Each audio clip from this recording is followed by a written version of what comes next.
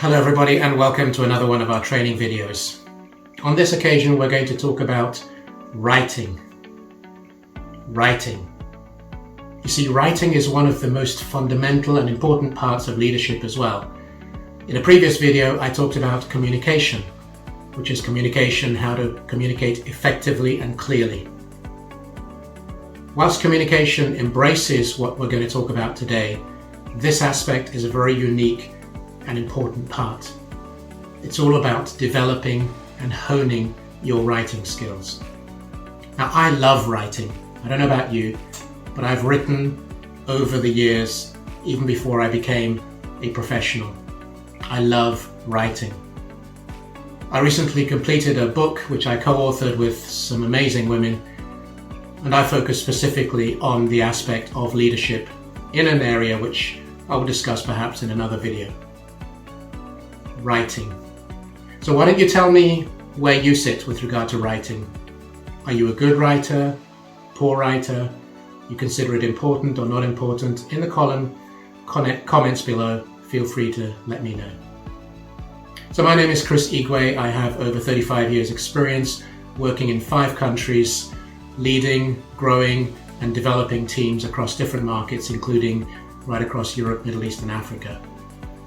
Leadership is one of my core focuses in my career, and so I speak from the heart. So let's get this going then. Writing. For some people it's really difficult, let's be honest. I get that. For some people it's totally unnecessary, and I'll explain to you in a minute why it is necessary. But the problem is that we live in a world today where writing is seen as being less important. Let me give you a couple of examples. When I was leading a team quite a few years ago now, within one department there was a problem with a client.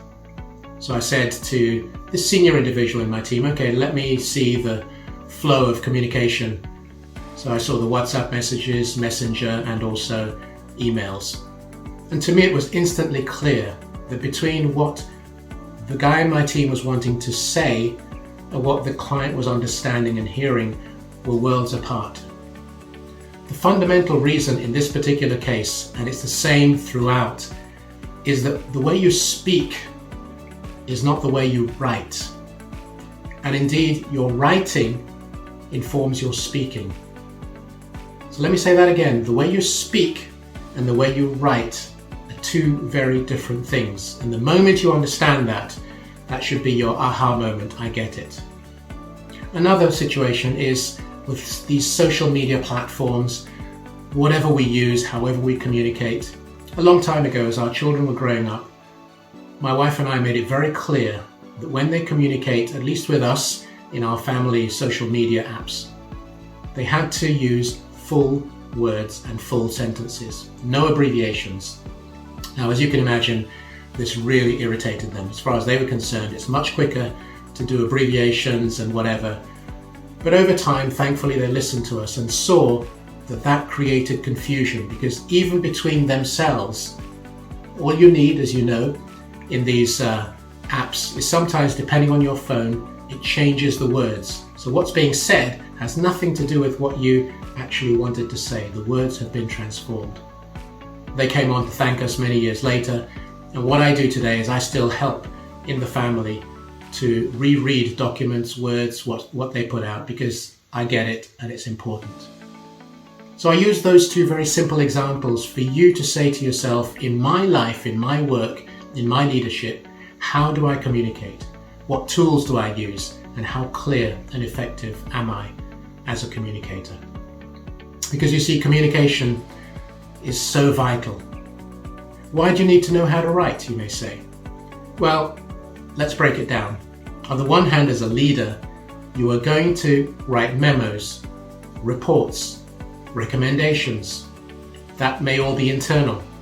You'll have to write externally to clients, to shareholders, to your banks, your financiers, whoever and whatever. You're writing to create new strategies to help people to understand that what you're saying is critically important and to communicate to them why you are committed to to whatever it is you want to share with them. So writing is incredibly valuable.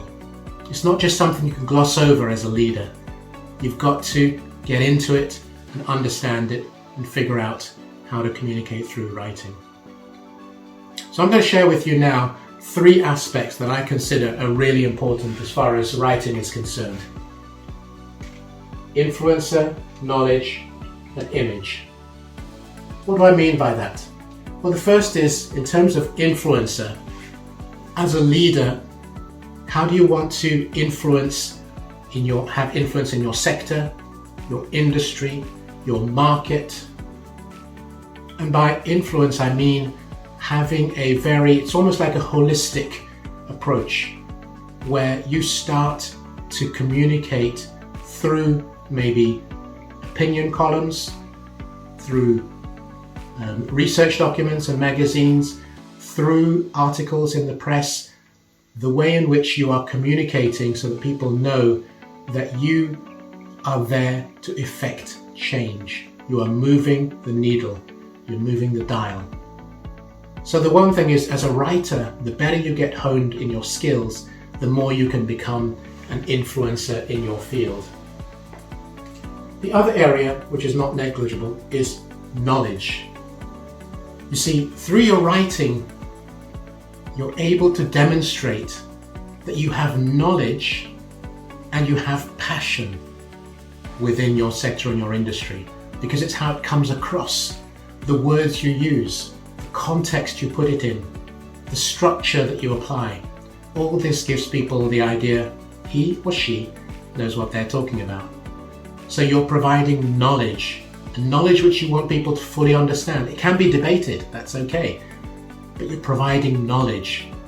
And then as an influencer, knowledge feeds into that, because that's where you then get more and more noticed, which is, for the final one, your image.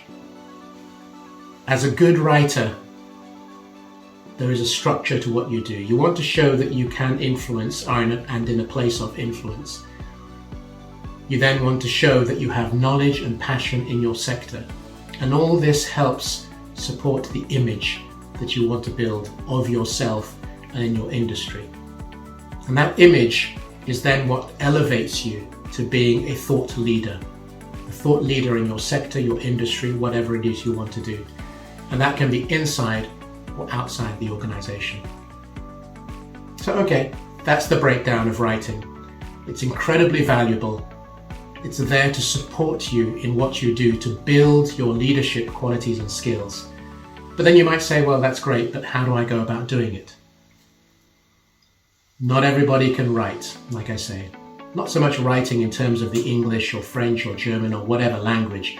That's not what I mean. I mean write to communicate, to effect change, and communicate what it is that you want people to hear and listen to. So how do you go about doing that? Well, let's start with the basics. If you're familiar with writing, then the main thing is, and let's say that language is not a problem for you, you've got to make sure that you don't make mistakes in terms of punctuation, syntax, sentence structure, grammar. If you can get those fundamental things right, which you must, then you're already starting to get to where you want to be.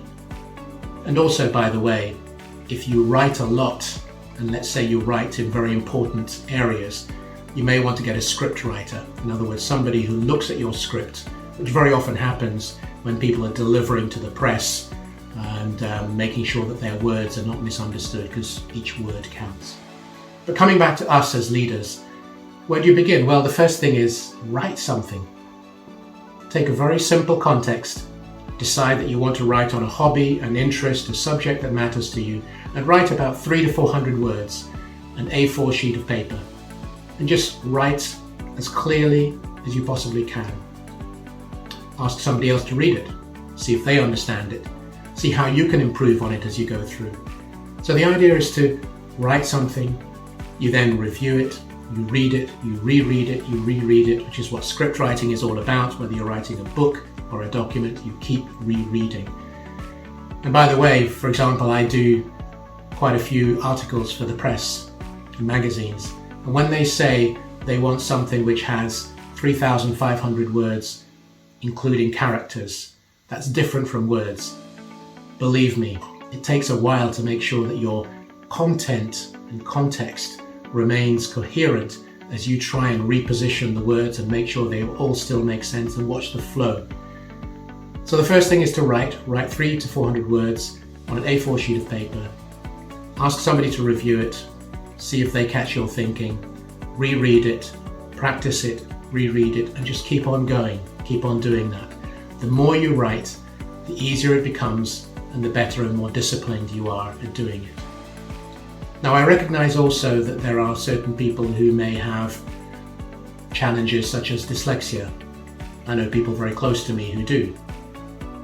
I still get them to write, or you just write, and then you ask somebody who cares for you, understands you, to reread it, because there, yes, the words can get a little bit mixed up. So I have sympathy for them and I fully understand that.